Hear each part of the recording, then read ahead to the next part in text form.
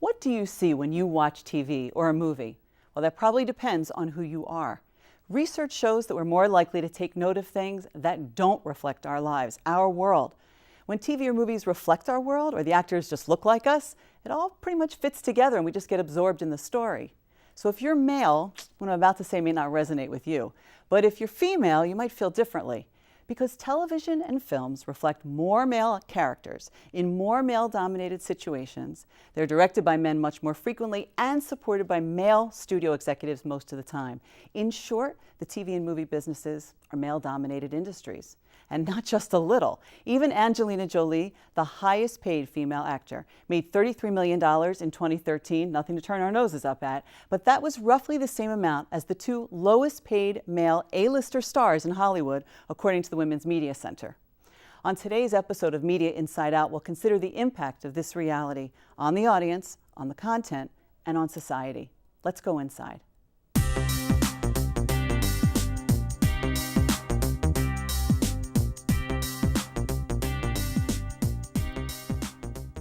Okay, let's meet the guest that I have with me today. To my right is Dustin Kidd. Dustin is a sociology professor at Temple University studying art and popular culture and has a new book that's just come out, which is called Pop Culture Freaks, and we'll talk more about that. Thank you. Beside him is Diane Heery. Diane owns a prominent casting company in Philadelphia, Heery Casting, and works on local and national films and commercials and TV shows, and we'll hear all about that. And beside her is Clarissa Broden, who is getting a blended degree in theater and film at Temple University, and she's going to tell us about her experiences as she embarks on a career as a professional actor. So welcome, everybody. Thank you. Thank you. Were they disappointing, some disappointing statistics and information in the beginning when I was doing the open there? And Dustin, I know you do a lot of research looking at the details of some of this, so tell us a little bit about that. Well, the numbers are not good, and they have not been good for a long time. They've never been good, and they're not consistently getting better either. So women are underrepresented as characters on television and film. On television, slightly less than 40% of characters on primetime television shows are female. Only about a third of major roles in top 100 films are female roles. So they're definitely underrepresented there, and studies over time don't show any sort of pattern of that representation increasing. I think that's part of what's very interesting about this entire discussion is that whatever we're seeing now, even though we can look at women in the workplace, women in elected positions, like so many changes that have happened, not so much in the positions in media. Right, and when we talk about representations of women in labor forces, there's just a lot of talk about how things are getting better in most places, and a lot of attention to how in STEM fields, science, technology, engineering, and math, there's a severe underrepresentation of women. But that underrepresentation, those numbers look the same when you look at the culture industries, particularly when you look at off-screen roles, directors, writers, producers. There's just as much of a lack of women in those roles in the culture industries. So let's look at someone who's actually working in those culture industries every day. And you're casting, but you have strong relationships with the people that are creating all of these pieces. So what do you see? Well, I have seen, because I've been doing this for too many years, that I have seen an increase though. I mean, from your study, you're saying it's not a lot, but from 30 years ago, when I first started all this, it's a radical increase. I was at the Emmy Awards in LA this past year, and I was surprised to hear, for instance, for editor, almost every editor nominated for an Emmy was a woman. Really? And it was shocking to me. Sure. It was that noticeable that I sat up and went, wait a minute, that everyone was a woman. So we're creeping in, getting more women. Assistant directors, it seems almost every project I've worked on in the past 2 years has had at least one, if not two, female ADs on the projects. So I'm seeing more and more of them. Women producers, we just worked on a project that had two very high-powered female executive producers. So it's changing. It may not be changing quickly, but it is happening. Which is like, not to say not quickly is, putting it mildly. These are like decades of time that we're really talking about in incremental shifts. And poor Clarissa is entering the workforce. She wants to be able to make all of these things. When you are in your classes and you're thinking about what is going to happen when you, not to stress you out about getting out of school, but what are you seeing? What are your friends talking about? What do you and your friends see?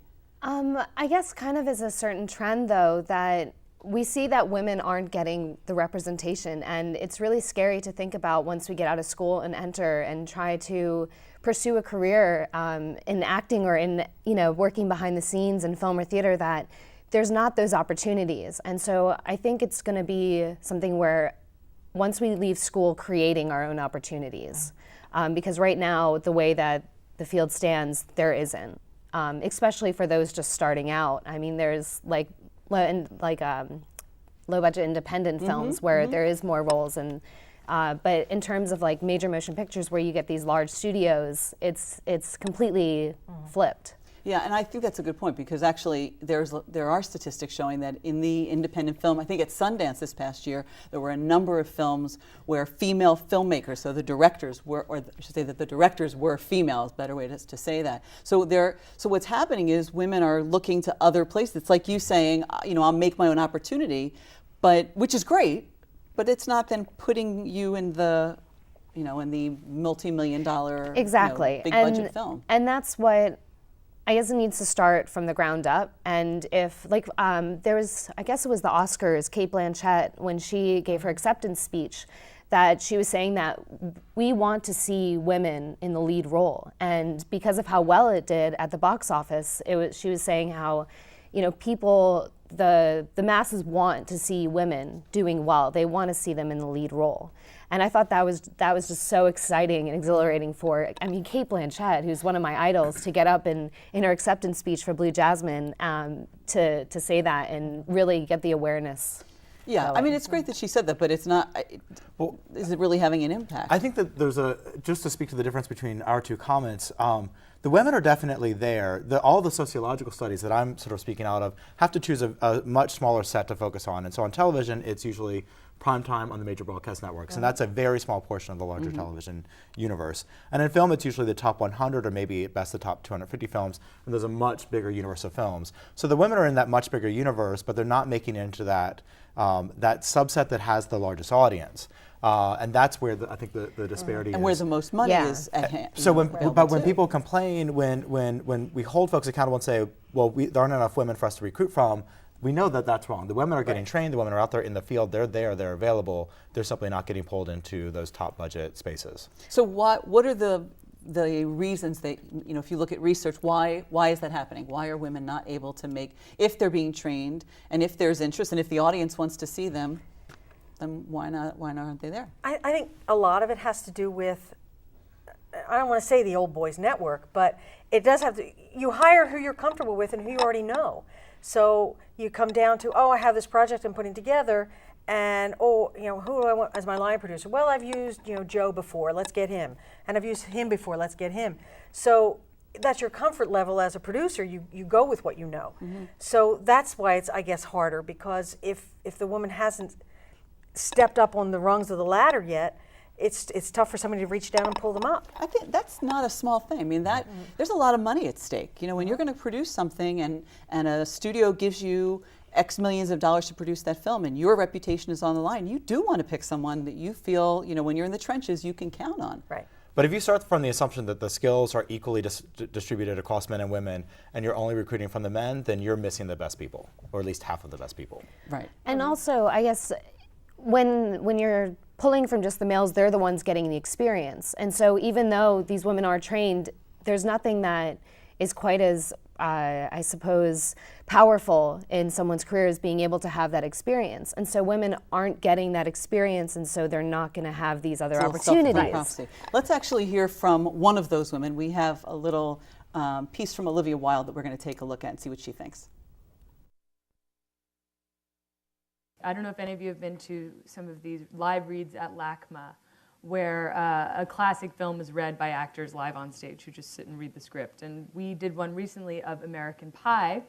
So American Pie, but we reversed the gender roles. So all women played men, all men played women. And it was so fascinating to be a part of this, because as the women took on these central roles that had all the good lines, therefore all the good laughs, all the great moments, the men who had joined us to sit on stage started squirming rather uncomfortably and got really bored because they weren't used to being the supporting cast. And it was fascinating to feel their discomfort, to discuss it with them afterwards when they said, it's boring to play the girl role. And I said, yeah, you think? Welcome to our world. Well, I would like to reintroduce the guest that I have with me, and then we're going to talk about Olivia Wilde. So we have Clarissa Brodkin and Diane Heery and Dustin Kidd. So Olivia was just talking about this crazy switching of cast of characters. And I'm thinking about other females who are in prominent roles, and you actually, or in prominent positions, and you've recently, Diane, been working with Shonda Rhimes, who produced, or is producing Scandal and Grey's Anatomy. And so here's a female in a prominent position and really at the top of her game. Was it any different? What was that like? What I really loved getting the mandate was, we are diversity in casting, it's colorblind, it's gender blind, and it's just the right person for the role. And I love hearing that, because then it just becomes find that perfect match that tells the story. And it just took the shackles off of, and being able to show them somebody that's maybe not, somebody's a little different, what they weren't thinking of. Because many times you get very specific, it's a guy, 25 years old, Caucasian, boom. And now it's like, oh no, well, let's see, whatever. And it didn't matter. And it was really refreshing to have that. But just the very fact that it was so refreshing is probably indicative that you don't get to do that very often, right? Well, no, there are some. We've worked on some other projects where they come in like that as well. But sometimes it's a mandate from the studio. It may not be the director's choice, but they're being told they have to. So it just really depends. But I love having that freedom, because it gives more opportunities for everybody. Whether or not they get the role is another story. Sure. But they had that opportunity, and to show their stuff and just go, that person fits and helps tell the story or not. Well, I brought up Shonda because I have a quick, I'm just going to read a couple sentences from an award. She received the Diversity Award from the Directors Guild of America recently, and when she had the floor, she made a couple of statements and really talked about the fact that she is, although she was honored, she said, I'm profoundly honored to receive this award, I'm also a little pissed off because there still needs to be an award. Like, there's such a lack of people hiring women and minorities that when someone does it on a regular basis, they're given an award. And so even as things are growing, that there's still that we still need to recognize it and make a big deal out of that. And I know we look back to you. I mean, I'm thinking frequently about Clarissa, about your opportunities and what it's like for you in casting now. What about casting now in school? In casting now, well, recently we did Macbeth, and Dan Kern, who is one of the acting professors, and he directed it, did a gender blind casting, and so there were a lot of opportunities for some of the females in the department to take on male roles, and I mean that's really great. And as we were talking about during the break, that there, even though in school that we may have the opportunities to play male roles, that after leaving school, that again there's not going to be those same opportunities. Right. Can you talk about that, Diane? Because you had a good point to we make. were talking during the break about it, where most probably they did the gender blind thing because there may not be enough men available to fill all the roles in the scope of such a big cast like that. And so sometimes the girls in the department got that opportunity because they're just default. There weren't enough guys. But out in the real world, maybe in a professional production, it may not have happened that way, or it gets done as a gimmick. And that's what drives me crazy too, when, look, we're gender bending as a gimmick to show something different. Instead of it should just be, like Shonda was saying, it should be as things are, and it shouldn't have to be a gimmick. And often that gimmick is for humor, right? Yes. So that it's sort of funny, particularly to watch men in female roles. Right, and that was exactly Olivia Wilde's point, was that, right, they were doing this reading and switching the parts in American Pie, and how silly that seemed, but it was jarring enough to get the men who were there to really think about it. To feel uncomfortable in their own skin about having to read these women roles that were just kind of like fluff. They were just there, while like all the good one-liners went to the males, and how strong and empowering that felt for the women. Right. But yeah, so there was, for the table reading, it just flipped Dustin, do you think, as a sociologist, do you think that as an audience, we are conscious of, that we are actually impacted by the fact that we're watching more men in these prominent roles than women? I think that popular culture tells us a set of stories about ourselves, and it tells us about what kinds of expectations we should have for our future. And so if you see a lot of men in prominent roles over and over again, then you expect that whether you're a male or female audience member, that's what you expect to sort of keep seeing. And you start to legitimate situations in your everyday life by referencing what you saw on television, in film, in fiction, and so forth. Well, and let me just, what I find interesting too is that the audience actually kind of helps perpetuate this as well, because what movie will do better at the box office? A big action flick starring an action star versus a chick flick rom-com, and because the guys all want to see that, they won't go to the chick flick. But the girls are okay with going to the guy flick with their boyfriends, but the guys won't go to the chick flick. So I've sort of, I think this is starting to change a little bit, because for a long time I've been studying Harry Potter, and I always said it had to be Harry's story, not Hermione's story, because people didn't want to read the story about a young female character like that. But then the Hunger Games came along and proved me wrong. And completely changed both that. In the books and with the movies, that female role is really drawing a huge audience, both males and females, and it's not seen as a chick flick whatsoever. Exactly. And let's add to that Divergent and the lead female. So there have been some things written recently about this teen girl dealing with the end of the world, and her being in that action figure role, which is kind of interesting to think that the place we were okay with it as an audience is with teenagers in the roles and not women in the roles. Yeah, well, for female roles in general, the roles for women are very young roles. Yeah. So in reality, women mature sooner than men, and they live longer lives than men. And yet, in fiction, as in film, you see all these very young women all the time. Sort of women in their 20s are reproduced over and over again, whereas men get to have much longer lives in these spaces. And the other factor too is that for a career, I hate to tell you, but for a career, that young women have a shot at things until they're maybe early 30s, and then opportunities drop off the planet, and there's not as many opportunities for a woman 35 to 50-ish, and then all of a sudden, then you can be reinvented. Meryl Streep, for instance. I was at a symposium with her maybe 4 or 5 years ago, and she ordered that she wanted the symposium to happen, and she got up, and the first thing she said was, "I've been unemployed for 3 years." Wow. And the audience was like, Meryl Streep is unemployed. Yeah. Because there were no roles for her age, age she was. And then all of a sudden, then she started self-producing, and more roles started happening for her. Well, that's a perfect moment for us to take a break, because this idea of self-producing, we actually have, and women in these behind-the-scenes role, we have some statistics to look at. So let's take a look at that.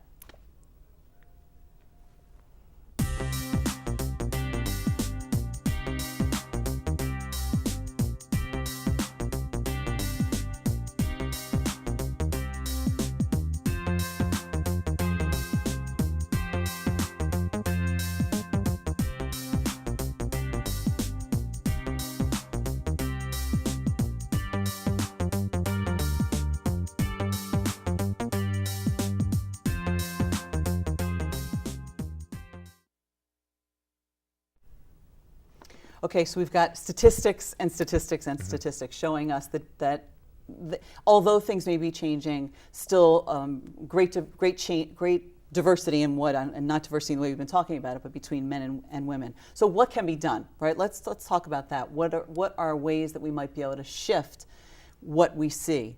Diane, you said we vote with our pocketbooks. You said that a little Absolutely. bit, right? By what we go to the movies and see. Yeah, well, and I think that's a huge part of it when I was saying earlier that the women are okay with going to see that action flick starring a male actor, but they can't get their husbands and boyfriends to go to see the girl chick flick.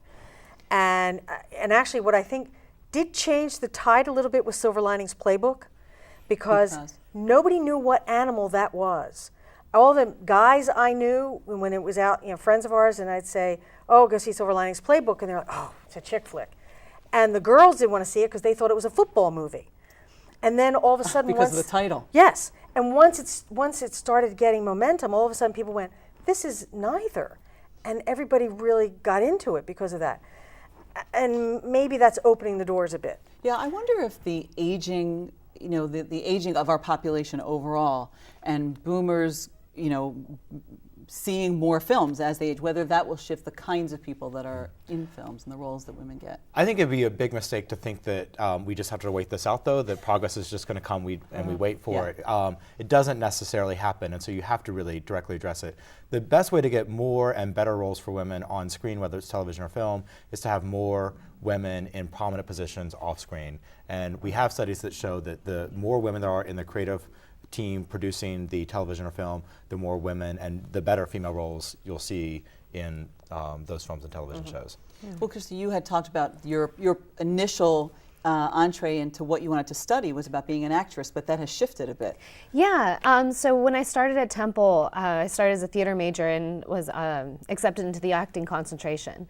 And after working on a few films, student and independent, like in front of the camera, I became really interested in working behind the camera and being able to produce my own films. And because there has been so much talk and things I've been reading that there's not these opportunities for women. And I guess what I'm trying to do in my life and my career is be able to create some opportunities. And so it has shifted into where I'll be doing a blended degree in theater and film. And so I'll be learning all the technical side of camera, learning cameras and lighting and sound and editing.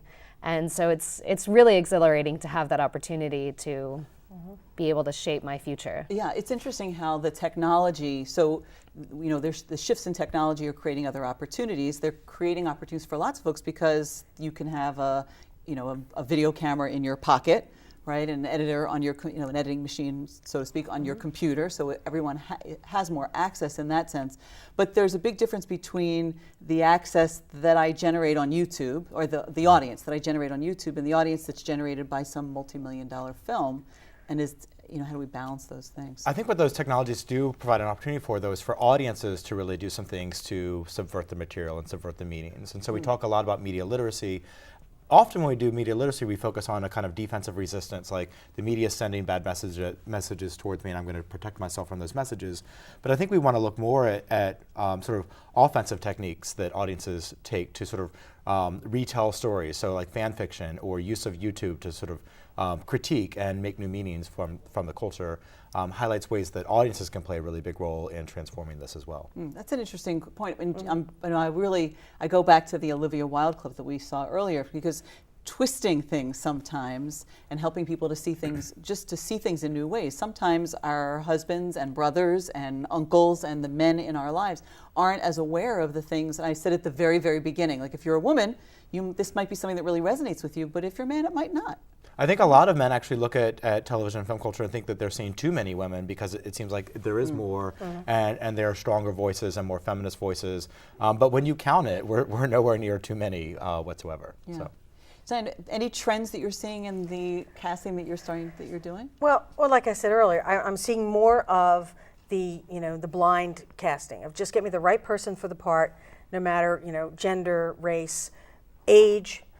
Just get me that right person who fits and helps tell the story, because that's all what we're all serving as a team, the crew. We're all telling that one story. So sometimes it works having changing the story from what the writer saw, because that's what filmmaking is. It's this collaborative effort. So sometimes the input from somebody else saying, well, how about if we did it this way, does change the view of things, and I think we're seeing more and more of that, where they're allowing for more of that collaboration. Part of this, and we've been focused just in the last few minutes on access for women, like having the parts, having the opportunity. But the very first point I made at the start had to do with the amount that women are paid, so that there's an equality in terms of access and in terms of representation, but also there's an inequality right now around what women are paid for that. How important do you think that is, that women be not only an Angelina Jolie who has the part, but an Angelina Jolie who's paid a comparable salary? What do you think? I mean, that's a consistent issue across different types of labor markets, although I think it must vary in terms of how much the inequality is there. And my guess is it's probably severely there in culture industries. And the average actress is not an Angelina Jolie. The average actress is making next to nothing. Oh, well. As is the average male actor. But I think the average female actor makes a lot less than the average male actor. And so it's that day-to-day But I think that's part of the difficulty when I said at the beginning that she was making, millions of dollars, and that it's hard to feel bad for her for not making the same amount that maybe a male star did, but that inequality is part of having equal opportunities and pay as well. Yeah. I'm sure that if I said to you that we'll give you millions of dollars to be in a film, you would be okay with that. Yes. So in your, as you look forward, you look ahead in the next, you have another year or so that you're in school. Yes. Can you create something at school that would bring this? I'm trying to think of what we each might be able to do to bring the situation to light a little bit more, and what you might be able to do. What I might be able to do. I feel like, let me think how to phrase this. Where getting attention to a project. I feel like that if I'm able to create something, and whether it's something I'm acting in or something that I'm producing or directing or writing, that if I can just get enough attention, even within the school, and then maybe to like the Philadelphia community, I feel like that would be successful to me. And I feel like that just getting people to see, I feel like is so important. And I mean, it's really bizarre to think about entering the workforce and entering a career when it has taken so many years. It's taken 30 years for, as you said, for women to even start grappling to get to get more roles and the access. But in terms of like income and payment, like that's really scary. It's really scary to try to like push forward and have a career when the roles aren't available, or you don't know where your money is going to be coming from. And if Meryl Streep is unemployed for 3 years, and she's Meryl Streep. Well, and unfortunately, we're going to end on that note about poor Meryl Streep, unemployed for 3 years. But we know that she will be okay, as will you. I have total faith in you. So we'll thank you all for joining me for the show today, and we'll continue talking about it. Great.